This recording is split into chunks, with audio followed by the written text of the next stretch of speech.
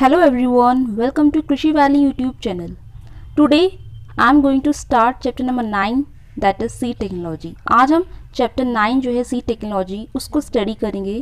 This is the chapter number 9 from the book Fundamentals of Agriculture Volume 1. सबसे पहले हम देखते हैं कि इस चैप्टर में हमको मेन क्या डिस्कस करना है. तो इस चैप्टर में हम डिस्कस करेंगे सीड के बारे में. What is seed, that is the definition of seed.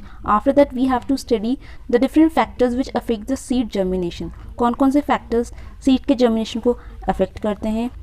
Then different terms पढ़ना है related to seed like seed index क्या होता है, test weight क्या होता है, then seed viability and dormancy. These all things we have to study in this particular chapter. So now let's start this chapter. So here first of all we have to study what is seed. Seed की definition क्या है. तो यहाँ पे book में seed को दो तरह से डिफाइन करा है, एग्रोनॉमिकली एंड बोटेनिकली. ओके, दो तरीके से हम सीड को समझ सकते हैं, एग्रोनॉमिकली और बोटेनिकली. तो सबसे पहले डिस्कस करते हैं एग्रोनॉमिकली सीड क्या होते हैं. एग्रोनॉमिकली अ सीड और अ सीड मटीरियल और a propagule is a living organ of the crop in a rudimentary form that is used for propagation और in other words any part of the crop from which a new plant will grow. तो ये जो पूरी definition यहाँ से लेकर यहाँ तक है, ये एग्रोनॉमिकली डेफिनेशन है सीड की. समझते हैं सीड क्या होता है. सीड क्या होता है, it is a propagule of a living organ of the crop. Propagule का मतलब होता है कोई ऐसा मटेरियल प्लांट का जो हम ऐसे यूज़ कर सकते हैं जिससे हम फर्दर न्यू प्लांट जनरेट कर सकें. ठीक है. And is a rudimentary form, ये एक रूडिमेंट्री फॉर्म में पाया जाता है. रूडिमेंट्री का मतलब क्या होता है. Rudimentary means a very basic और अ सिंपल थिंग. कोई भी चीज़ जो बहुत ही बेसिक सिंपल होती है that is termed as rudimentary. तो सीड जो होता है बहुत ही बेसिक स्ट्रक्चर होता है जिससे हम एक न्यू प्लांट डेवलप कर सकते हैं. ठीक है. And mainly use in the propagation, इसको हम यूज़ कर सकते हैं एज अ प्रोपगेशन में.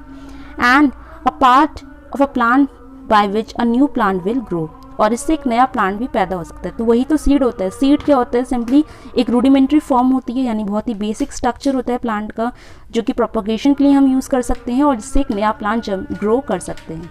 तो ये डेफिनेशन थी एग्रोनॉमिकली. अब दूसरा हमें देखना है बोटेनिकली हम सीड को कैसे डिफाइन कर सकते हैं. तो बोटेनिकली सीड क्या होते हैं. Seed is a fertilised ovule consisting of intact embryo, stored food and seed coat which is viable and has got the capacity to germinate. यानी बोटेनिकली अगर हम समझें तो बोटेनिकली सीड्स जो होते हैं वो फर्टिलाइज्ड ओव्यूल होते हैं. क्या होता है, फर्टिलाइज्ड ओव्यूल. अब फर्टिलाइज्ड ओव्यूल के अंदर क्या क्या चीज़ें होती हैं. फर्टिलाइज्ड ओव्यूल के अंदर होता है एम्ब्रियो, डेवलपिंग एम्ब्रियो होता है. एम्ब्रियो ग्रो करेगा तो उसको फूड चाहिए, तो यहाँ पे प्रॉपर फूड भी उसके लिए होता है. सीड के बाहर एक होती है सीड कोट. सीड कोट का क्या रोल होता है कि जो भी हार्श क्लाइमेटिक कंडीशन होती है उससे अंदर का जो एम्ब्रियो है वो अफेक्ट ना हो, इसलिए सीड कोट होती है प्रेजेंट सीड के अंदर. ठीक है. ये सारी चीज़ें जो होती हैं ये एक ओव्यूल के पास होती हैं और फर्टिलाइज्ड ओव्यूल को ही हम सीड कहते हैं in case of botanical definition. ठीक है. बोटेनिकली जो डेफिनेशन है उसमें हम सीड को कहा जाता है कि ये एक फर्टिलाइज्ड ओव्यूल है और इसमें कैपेसिटी होती है, वेरी इंपॉर्टेंट थिंग, इसमें कैपेसिटी होती है टू जर्मिनेट. ठीक है. अब यहाँ पे दो टर्म आते हैं, जर्मिनेशन एंड इमर्जेंस. ये बहुत इंपॉर्टेंट टर्म्स हैं related to the seed. Seed germination and seed emergency आपने सुना होगा. इन दोनों में बहुत ही हल्का सा डिफरेंस होता है. समझ लेते हैं सीड जर्मिनेशन क्या होता है. Seed germination simply the development of seed into seedling. जब कोई भी सीड सीडलिंग में डेवलप होता है that is termed as germination. जब सीड सीडलिंग से जर्मिनेट होता है that is called germination. After that seed emergence क्या होता है. अब देखो कोई भी सीड जब डेवलप होता है सीड के अंदर से दो इंपॉर्टेंट चीज़ निकलती हैं. One is प्ल्यूमूल and the other one is radical. दो चीज़ निकलती हैं. कहाँ से निकली, सीड के अंदर से. हमारा जो सीड उसमें दो इंपॉर्टेंट पार्ट होते हैं, प्ल्यूमूल एंड रेडिकल. प्ल्यूमूल जो होता है डेवलप होता है शूट में और रेडिकल डेवलप होता है रूट्स में. अंडरग्राउंड पार्ट होता है रूट दैट इज. ठीक है. जो रेडिकल होता है वो रूट्स में डेवलप होता है. अब होता क्या है, इमरजेंस का मतलब क्या होता है, जब प्ल्यूमूल बाहर निकल कर आता है from the soil surface. For example ये हमारा सॉइल सरफेस है और यहाँ पे हमारा सीड है.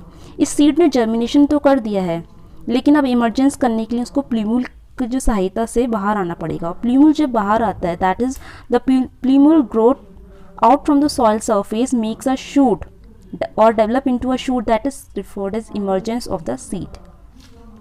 तो यहाँ पे हमें सीड की डेफिनेशन जो है वो क्लियर हो गई. अब हम यहाँ पे जो इम्पोर्टेंट चीज़ है वो देख सकते हैं कि कौन कौन सी चीज़ें होती हैं जो सीड के जर्मिनेशन को अफेक्ट कर सकती हैं। तो यहाँ पे 4 इंपॉर्टेंट फैक्टर्स हैं, इसेंशियल फैक्टर्स हैं जो सीड के जर्मिनेशन को अफेक्ट करते हैं। The first one is capacity of seed to germinate, moisture, temperature and oxygen. ये चारों के चारों बहुत ही इंपॉर्टेंट फैक्टर्स होते हैं जो कि सीड के जर्मिनेशन के लिए हेल्पफुल होते हैं। After that the factors governing the growth of plant. अब प्लांट की ग्रोथ को कौन कौन से फैक्टर्स अफेक्ट करते हैं? तो प्लांट की ग्रोथ को सबसे पहले अफेक्ट करते हैं parental feature. Means parental feature का मतलब है कि वो प्लांट का पेरेंटल फीचर क्या है, यानी प्लांट जो सीड्स हैं वो किस पेरेंट प्लांट से लिए गए हैं, वो प्लांट का कैरेक्टरिस्टिक कैसा था। After that air, plants also require air. ठीक है, प्लांट्स को एक लिविंग ऑर्गेनिज्म है, लिविंग ऑर्गेनिजम्स को एयर चाहिए, specially oxygen. After that moisture, temperature, light and mineral. So these all are the important factors which govern the growth of plants. तो हमने seed germination के फैक्टर्स देख लिए, प्लांट की growth को कौन कौन से फैक्टर्स अफेक्ट करते हैं वो देख लिए। Okay, now here is one question for you. यहाँ पे एक क्वेश्चन है, इसका आंसर भी गिवन है और क्वेश्चन ये है, which one of the following is the essential factor for germination of seed. In 4 options में से कौन सा फैक्टर है जो सीड के जर्मिनेशन के लिए बहुत ही इसेंशियल होता है? ऑप्शंस हैं light, mineral, genetic makeup and air. और जो राइट आंसर है वो है एयर, दैट इज़ ऑक्सीजन। ठीक है, सीड्स का जर्मिनेशन तभी होगा जब प्रॉपर ऑक्सीजन सप्लाई उसको मिलेगी। तो ऑक्सीजन यानी एयर जो है यहाँ पे राइट आंसर है। After that, field germination is always lower than the germination of seed tested in laboratory. ये तो बहुत सिंपल चीज़ है।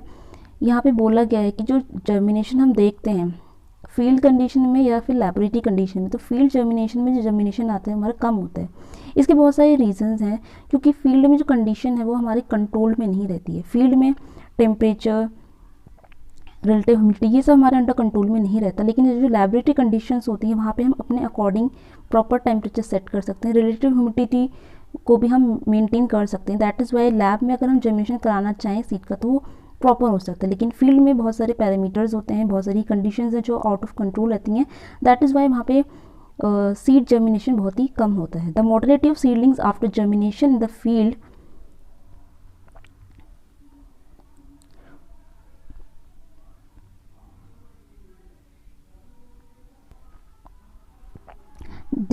quality depends upon entomological, phytopathological, edapological and meteorological factor as well as toxic effect of organic secretions and applied chemicals and storage period of the seed, that is aging।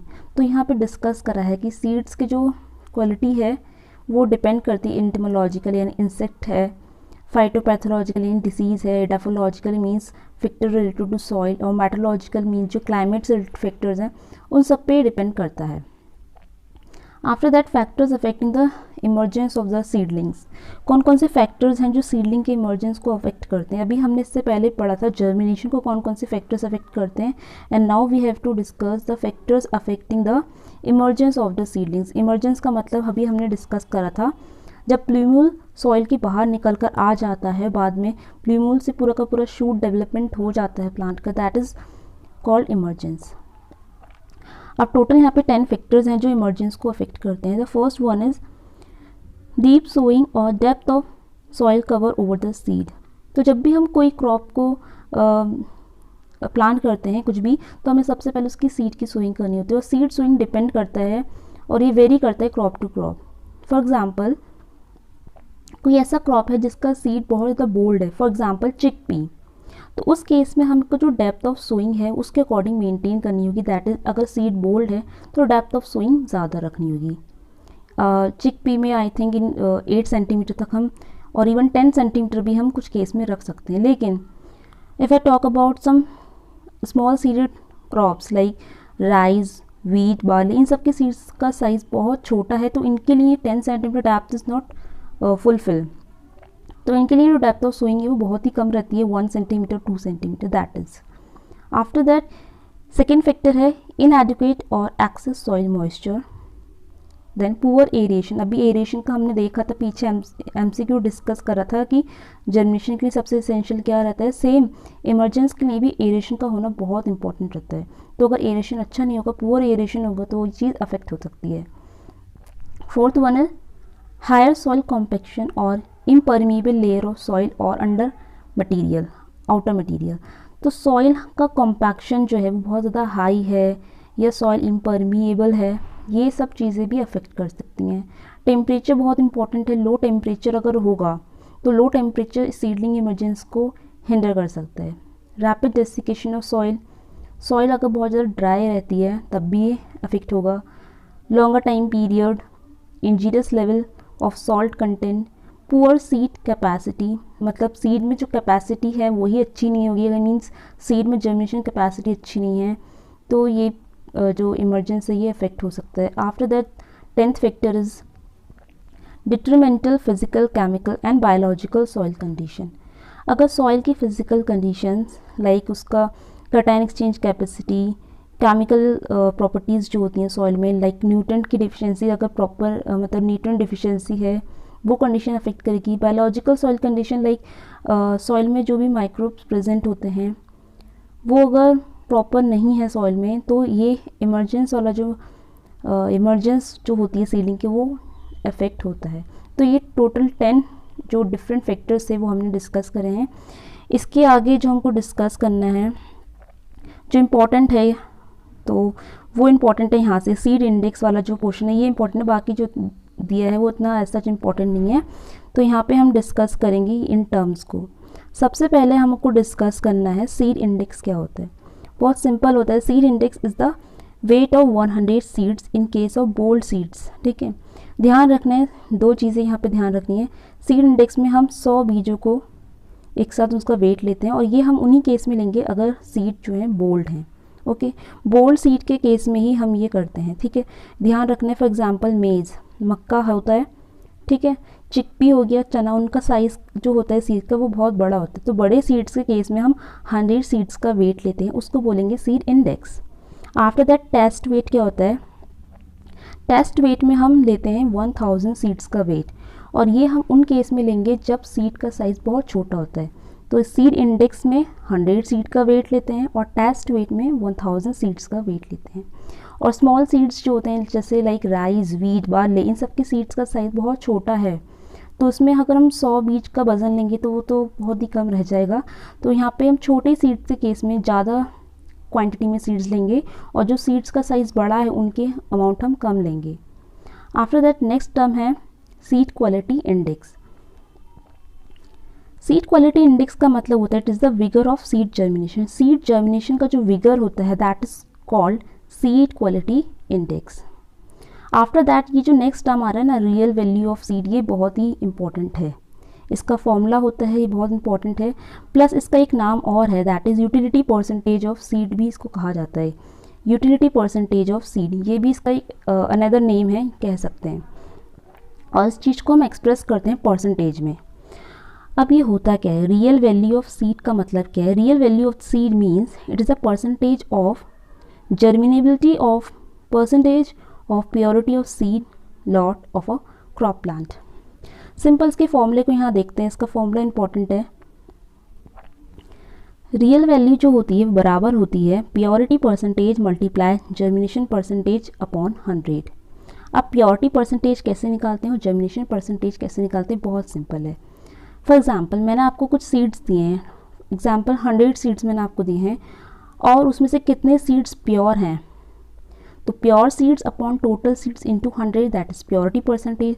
Similarly germination percentage भी निकालेंगे। Suppose 100 seeds, total 100 seeds हैं, उनमें से कितने seeds germinate हुए हैं, तो germinated seeds upon total seeds into 100 जो वो जर्मिनेशन परसेंटेज आ जाएगा।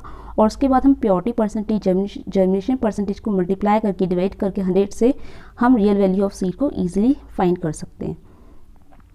जैसे यहाँ पे देख सकते हैं conditions affecting the real value of seed are the methods of production, the method of handling and the method of storage। अब ये जो रियल वैल्यू है किसी भी सीड की वो 3 चीज़ों की वजह से अफेक्ट हो सकती है कि हम किस मेथड से सीड का प्रोडक्शन कर रहे हैं, सीड को कैसे हैंडल कर रहे हैं, उसका स्टोरेज कैसी कंडीशन में कर रहे हैं, इस चीज़ पे वो डिपेंड करता है। Seeds harvesting, seeds having a real value of lower than 70% are usually not preferred for sowing purpose because of poor germination and purity value। तो ये पॉइंट याद रखना है कि हम किन सीड्स को प्रेफर नहीं करते। Lower than 70% real value. जिन सीड्स का रियल वैल्यू 70% से कम आता है ना, उन सीड्स को हम प्रेफर नहीं करते। तो ये पॉइंट इंपॉर्टेंट है। फिर उसके बाद मैंने आपको प्योरिटी परसेंटेज का फॉर्मूला पहले ही डिस्कस कर लिया है, weight of pure seeds divided by total seeds. अब ये टोटल सीड्स में क्या आता है, ये इंपॉर्टेंट है। यहाँ पे लिखा है वेट ऑफ बल्क सीड। अब कोई भी लॉट होता है उसमें सीड की संख्या होती है, इम्प्योरिटीज़ भी होती है। तो यहाँ पे ये चीज़ याद रखना है कि सीड कंबाइंड विद इम्प्योरिटीज़ ये हमारा टोटल रहेगा। तो इसको इंटू करना है 100 से, इस फॉर्मूले से हम प्योरिटी परसेंटेज निकाल सकते हैं।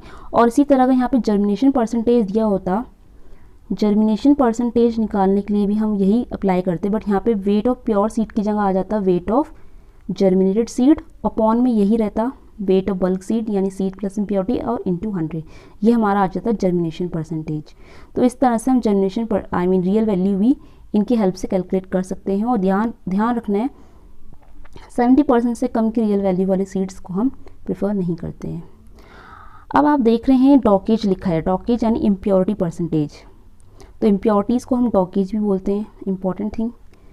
अब ये कैसे निकालते हैं इम्प्योरिटी परसेंटेज? सिंपल है, weight of impurities in the bulk sample upon weight of bulk sample.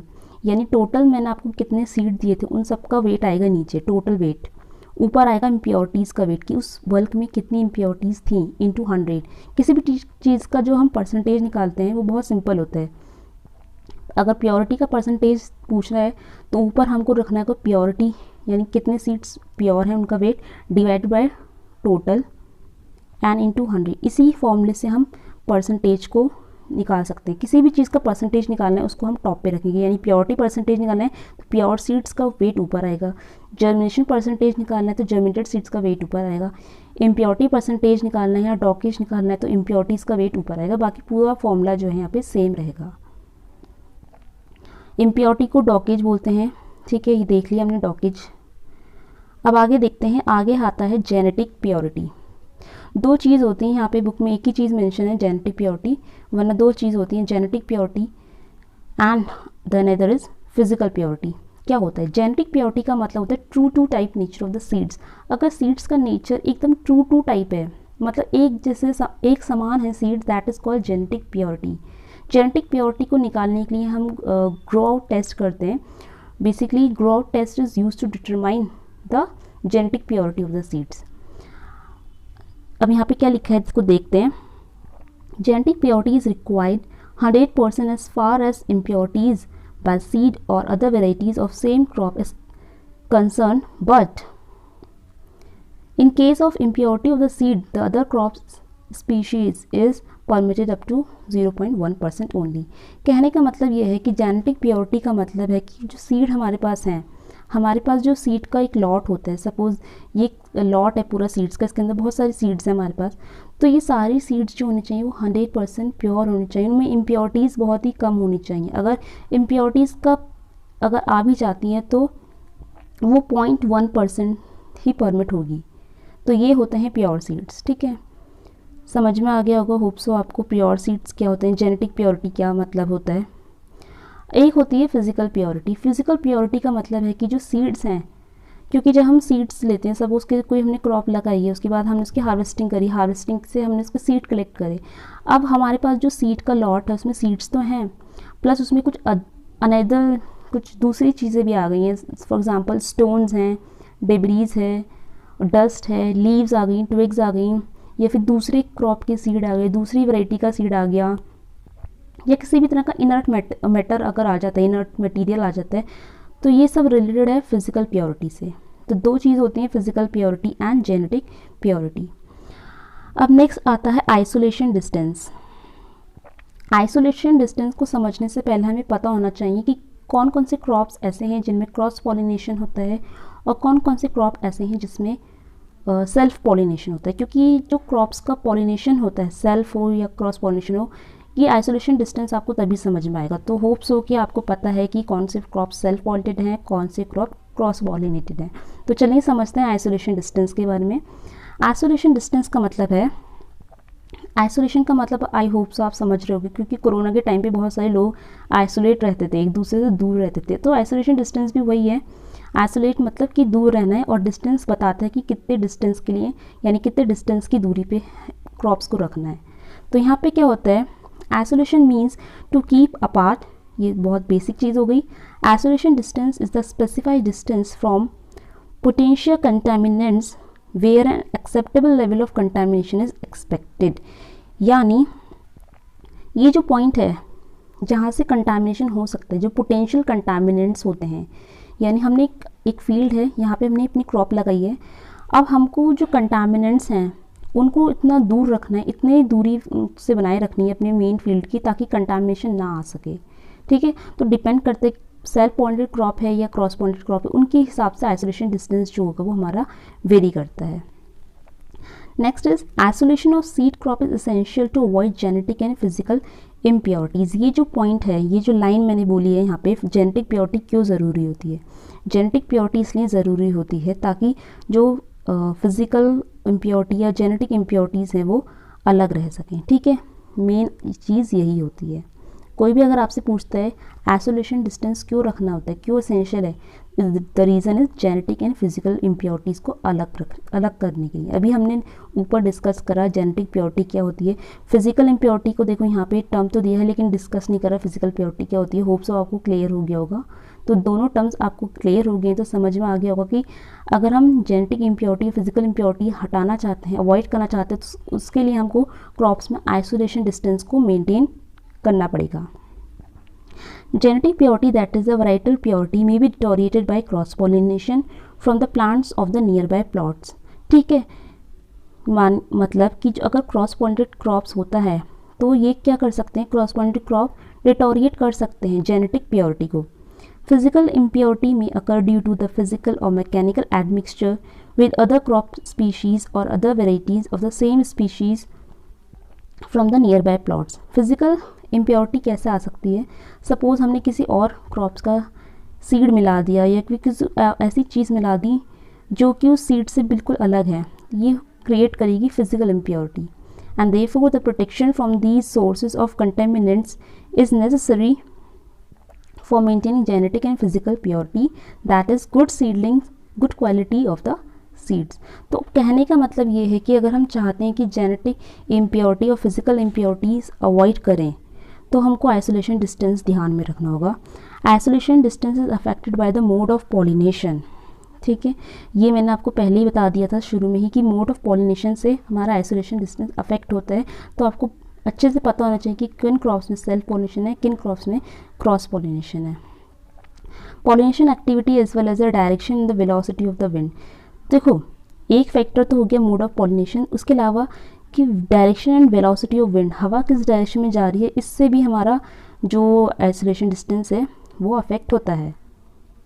Suppose जैसे आपका ये फील्ड है और विंड, एक फील्ड यहाँ पर है और विंड इस डायरेक्शन में चल रही है, तो यहाँ पे भी क्या होगी, विंड जब आएगी तो इस फील्ड के कुछ इम्प्योरिटीज़ या कोई भी इम्प्योरिटी जैसे जेनेटिक या फिजिकल, सपोज कोई फ्लावर का पॉलन है, क्योंकि बहुत छोटे छोटे फूल्स होते हैं, तो फूलों का कुछ मटेरियल कुछ भी हवा के थ्रू अगर इस प्लॉट में आ जाता है तो यहाँ पे कंटामिनेशन हो जाएगा, जेनेटिक इम्प्योरिटी या कह सकते हैं फिजिकल इम्प्योरिटी आ सकती है। तो ये जो विंड वाला कंसेप्ट है कि विंड का डायरेक्शन और विंड की स्पीड, ये भी आइसोलेशन डिस्टेंस को अफेक्ट करता है। Essentially, self-pointed crops like rice, wheat, soybean have only 3 metre isolation distance. तो अभी हम एक टेबल पढ़ेंगे, उसमें सारे क्रॉप्स का आइसोलेशन डिस्टेंस अभी डिस्कस करेंगे, पर यहाँ पे बताया है कि जो सेल्फ पॉलिनेटेड क्रॉप्स होते हैं उनका आइसोलेशन डिस्टेंस जनरली बहुत ही कम होता है। For example rice, wheat, soybean, इनका आइसोलेशन डिस्टेंस होता है 3 मीटर। ठीक है, और क्रॉस पॉलिनेशन क्रॉप्स में ये डिस्टेंस बहुत ज़्यादा बढ़ जाता है। The increase in natural cross pollination percentage require increasing isolation distance. ठीक है, अब क्रॉस पॉलिनेशन में ये कैसे कैसे बढ़ता है, यहाँ पे हम इस टेबल के थ्रू आराम से समझ सकते हैं। इस टेबल में साफ साफ बताया गया है नेचुरल क्रॉस पॉलिनेशन का परसेंटेज कैसा है। बहुत सारे क्रॉप्स होते हैं जो कि क्रॉस पॉलिनेटेड होते हैं, लेकिन उनमें जो क्रॉस पॉलिनेशन का परसेंटेज है ना वो वेरी करता है। कुछ क्रॉप्स में सिर्फ 1 से 10% ही क्रॉस पॉलिनेशन हो रहा है, तो उनके हिसाब से क्रॉस पॉलिनेशन अगर कम है तो आइसोलेशन डिस्टेंस भी ज़्यादा नहीं होगा, 100 to 200 मीटर्स का। आफ्टर दैट अगर कोई ऐसा क्रॉप है जिसमें क्रॉस पॉलिनेशन 11 to 25% है, उस केस में आइसोलेशन डिस्टेंस भी बढ़ जाएगा 200 to 300 मीटर। तो देख सकते हैं कि जिस तरह से हमारा क्रॉस पॉलिनेशन बढ़ रहा है, ठीक है, क्रॉस पॉलिनेशन बढ़ रहा है, उसके हिसाब से हमारा जो डिस्टेंस है वो भी इंक्रीज हो रहा है। एट लास्ट देख सकते हैं कि जिन क्रॉप्स में 100% क्रॉस पोलिनेशन हो रहा है उसका डिस्टेंस जो है, आइसोलेशन डिस्टेंस, वो 1000 मीटर से भी ज़्यादा हो जाएगा। तो ये पॉइंट जो है ध्यान रखना है। ये थंब रूल है, कह सकते हैं कि सेल्फ पॉलिनेटेड क्रॉप्स का आइसोलेशन डिस्टेंस बहुत कम होता है और क्रॉस पॉलिनेटेड क्रॉप्स का आइसोलेशन डिस्टेंस बहुत ही ज़्यादा होता है। Now before discussing the isolation distance of some crops, we will discuss about different types of seeds. यानी हम आइसोलेशन डिस्टेंस को बाद में कवर करेंगे, पहले हम डिस्कस कर लेते हैं different types of seeds. And there are total 4 classes और 5 क्लासेस ऑफ सीड्स, जो कि इसमें ब्रीडर और न्यूक्लियस को कभी कभी अलग भी कर देते हैं और कहीं पे इनको कंबाइंडली भी दिखा देते हैं, ठीक है। तो वैसे 4 क्लासेस ऑफ सीड्स हैं।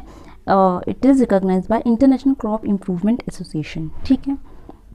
तो इंटरनेशनल क्रॉप इम्प्रूवमेंट एसोसिएशन के हिसाब से हमको 4 अलग अलग टाइप के सीड्स के बारे में पढ़ना है। पहला पढ़ना है ब्रीडर और न्यूक्लियर सीड्स, फिर पढ़ना है foundation seeds, registered seeds and certified seeds. इन चारों के बारे में फटाफट से पढ़ लेते हैं, जो इंपॉर्टेंट पॉइंट्स हैं वो हम पढ़ेंगे, ठीक है। तो ब्रीडर और न्यूक्लियर सीड्स कैसे होते हैं, ये कह सकते हैं कि ये बहुत ही ज़्यादा एडवांस सीड्स होते हैं और यू कैन से ये बहुत ज़्यादा जेनेटिकली और फिजिकली प्योर होते हैं, एकदम प्योर सीड्स होते हैं, ठीक है। Such seeds are produced directly under the supervision of the plant breeder and possess all the required genetic characters, ठीक है। ब्रीडर सीड नाम ही है तो कौन बनाएगा, ये प्लांट ब्रीडर, ठीक है। जो प्लांट ब्रीडर्स होते हैं, साइंटिस्ट होते हैं, वो इस तरह के सीड्स को डेवलप करते हैं। Such seeds have high genetic value, यानी जेनेटिक प्योरिटी बहुत ज़्यादा होती है, एंड कॉस्टली, ये बहुत महंगे होते हैं, due to very little in quantity, क्योंकि कम क्वांटिटी में ही प्रोड्यूस हो पाते हैं, इसलिए इनकी कीमत थोड़ी महंगी होती है। It may be produce by the breeders concern institutions when breeder is not available. Breeder seed is use to produce foundation seed. Foundation seeds को भी आगे पढ़ना है, पर ये पॉइंट अभी भी ध्यान रख लो कि ब्रीडर सीड्स से ही हम फाउंडेशन सीड्स को तैयार करते हैं। In case of self pollinated species, mass selection में भी regularly practice to attain the genetic purity of the variety.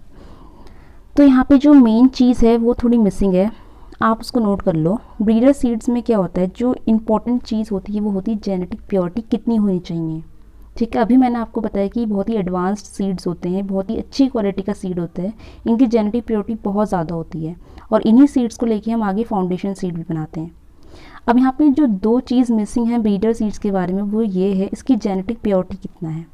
तो आप नोट करो, ब्रीडर सीड्स या न्यूक्लियर सीड्स की जो जेनेटिक प्योरिटी होती है वो कितनी होती है, इट इज़ 100%, यानी बिल्कुल 100% जेनेटिकली प्योर हो ये सीड्स होते हैं। नेक्स्ट है इनका टैग कलर। इनका जो टैग का कलर है वो कैसा है, अब देखो ब्रीडर सीड है, बहुत महंगा है, और महंगा क्या होता है, सोना।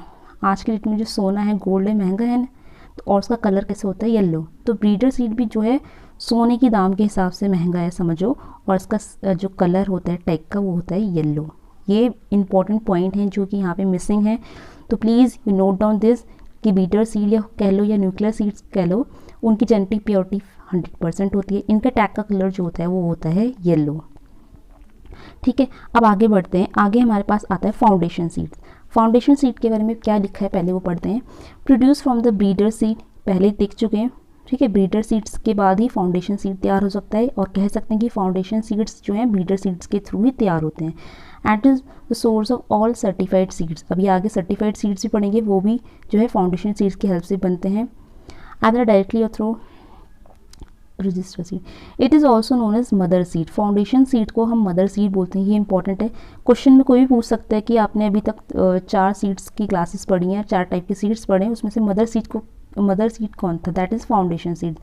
Production of foundation seed is the responsibility of national seeds corporation. It is produced on government farms, at experimental station, agriculture universities, or on cultivators fields under strict supervision of the research scientists and experts from the NSC, that is National Seeds Corporation, or National SSC, that is State Seed Corporation. It has specific genetic identity and purity. White text denotes the foundation seeds. Okay. अब यहाँ पे जो important point है वो क्या है, foundation seeds जो हैं ब्रीडर सीड्स के वजह से ही कह सकते हैं, ब्रीडर सीड्स के थ्रू प्रेयर की जाते हैं। इसको हम मदर सीड भी बोलते हैं। इनको बनाता कौन है, तो बेसिकली जो गवर्नमेंट फार्म्स होते हैं, जो नेशनल सीड कॉर्पोरेशन होते हैं, उनके ऊपर रिस्पॉन्सिबिलिटी होती है कि वो फाउंडेशन सीड्स को प्रोड्यूस करें, ठीक है। आफ्टर दैट जो भी हमारी एग्रीकल्चर यूनिवर्सिटीज़ होती हैं, रिसर्च स्टेशंस होते हैं, वहाँ पे फाउंडेशन सीड्स को तैयार किया जाता है और फिर हम फाउंडेशन सीड से ही आगे सर्टिफाइड या रजिस्टर्ड सीड्स बना सकते हैं। यहाँ पे जो पॉइंट याद रखना है वो याद रखना है इसका टैग कलर। जो ऊपर हमने ब्रीडर सीड पढ़ा था उसका था येलो, और फाउंडेशन सीड का जो टैग कलर होता है वो होता है white. Another point which is missing hair about foundation seed is the genetic purity. Foundation seeds की जो जेनेटिक प्योरिटी होती है वो कितनी होती है? ब्रीडर सीड या न्यूक्लियर सीड की तो 100% जेनेटिक प्योर थी, लेकिन फाउंडेशन सीड्स में अब 0.5 थोड़ा सा यहाँ पे कम हो गया है, यानी इसकी जो जेनेटिक प्योरिटी रहेगी वो रहेगी 99.5%। ओके, याद रखना है कितनी है, 99.5% जो है यहाँ पे जेनेटिक प्योरिटी रहेगी फाउंडेशन सीड्स की। अब यहाँ पे इनका टैग कलर भी ध्यान रखना है, वाइट कलर का इनका टैग होता है। Now we discuss about the registered seeds produce from the foundation seeds और रजिस्टर्ड सीड्स इटसेल्फ। ये खुद अपने आप से भी प्रोड्यूस हो सकते हैं, ठीक है, या फिर फाउंडेशन सीड्स के थ्रू प्रिपेयर किए जाते हैं। It is the parental of certified seeds और registered seed. It has satisfactory genetic identity and purity and is usually produced by the progressive farmers under technical guidance and supervision of State Seed Corporation. It is often omitted and certified seed is produced directly from the foundation seed. It is general practice in India. It has purple tag. Important चीज़ जो यहाँ पे ध्यान रखनी है registered seeds के बारे में कि फाउंडेशन सीड्स के थ्रू या फिर कह सकते हैं रजिस्टर्ड सीड्स के खुद उसी से प्रिपेयर किए जाते हैं, और इनको प्रिपेयर करने के लिए जो प्रोग्रेसिव फार्मर्स होते हैं हमारे, यानी जो बहुत ही अमीर किसान जो होते हैं, वो टेक्निकल गाइडेंस की अंडर सुपरविजन में या फिर अंडर गाइडेंस में इन रजिस्टर्ड सीड्स को प्रोड्यूस करते हैं। इनका जो टैग कलर है वो पर्पल होता है, ये ध्यान रखना है, टैग कलर रजिस्टर्ड सीड का पर्पल होता है। अगेन रिवाइज करते हैं, ब्रीडर सीड में टैग कलर येलो था, जेनेटिक प्योरिटी 100% थी। फाउंडेशन सीड्स आते हैं, इनका टैग कलर वाइट होता है और जेनेटिक प्योरिटी 99.5% थी। अब ये जो रजिस्टर्ड सीड है इनका टैग कलर है पर्पल, और रजिस्टर्ड सीड्स की जो जेनेटिक प्योरिटी है वो अब कितनी हो जाती है, वो भी ऑलमोस्ट 99.5 के ही आसपास रहती है वैसे, ठीक है। अब आगे आते हैं, हम पढ़ेंगे सर्टिफाइड सीड्स के बारे में। सर्टिफाइड सीड्स इंपॉर्टेंट है यहाँ पे, तो यहाँ पे फाउंडेशन सीड्स और सर्टिफाइड सीड्स ही इंपॉर्टेंट है। भी आगे हम आइसोलेशन डिस्टेंस में जो पढ़ने जाएंगे वो फाउंडेशन और सर्टिफाइड सीड्स से ही रिलेटेड चीज़ें पढ़ेंगे। तो फाउंडेशन सीड्स क्या होते हैं? प्रोजनी ऑफ RS यानी रजिस्टर्ड सीड्स, फाउंडेशन सीड्स और सर्टिफाइड सीड्स, इन सब की प्रोजनी से हमारे सर्टिफाइड सीड्स जो हैं तैयार होते हैं। It has satisfactory genetic identity and purity. It is approved and certified by the state seed certifying agency, annually produced by progressive farmer according to the standard seed production practices. यानी जो progressive farmers होते हैं उनके द्वारा ये बनाए जाते हैं। It has blue tag and it is available for general distribution to farmers for commercial crop production.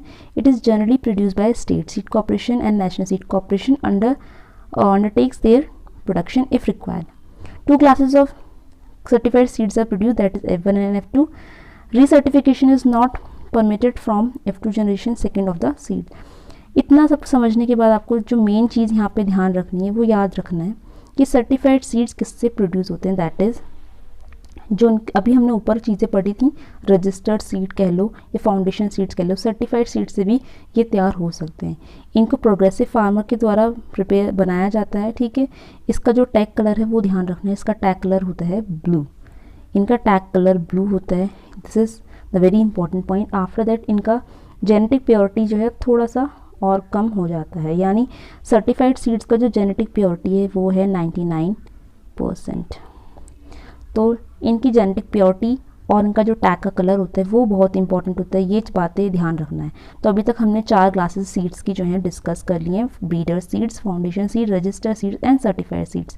And now we are going to discuss about the isolation distance. अब आइसोलेशन डिस्टेंस में हमें इन्हीं चीज़ों को थोड़ा ध्यान में रखना है कि फाउंडेशन सीड क्या रहता है, सर्टिफाइड सीड्स में कितना डिस्टेंस रहता है।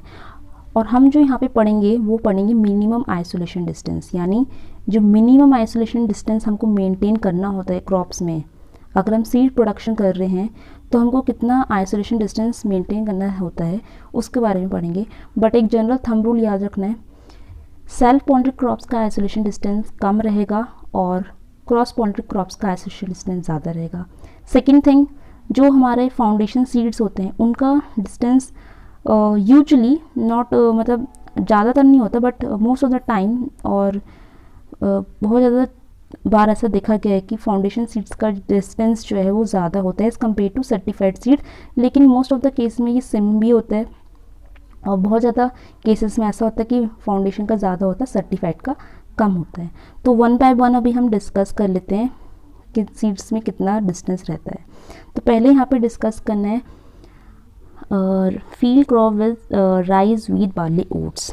ठीक है, तो यहाँ पे हमको राइस, वीट, बार्ली, ओट का और एक और नीचे है सोयाबीन, ग्राउंडनट।